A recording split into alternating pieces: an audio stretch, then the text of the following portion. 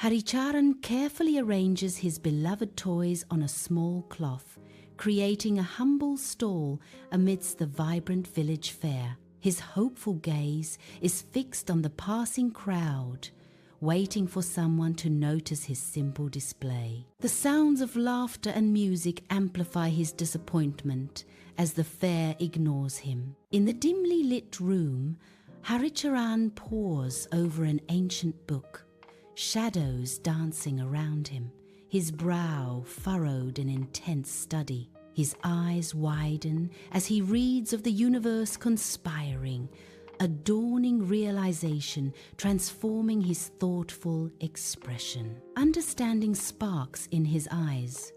He must share happiness, a newfound resolve firming his features. Haricharan beams, gesturing to a vibrant wooden house overflowing with toys, his eyes sparkling with joy and anticipation. A small crowd of children gathers, their faces lit up with wonder, as Haricharan prepares to tell a captivating story. The air crackles with unspoken excitement as laughter fills the air, blending with the shop's joyful atmosphere.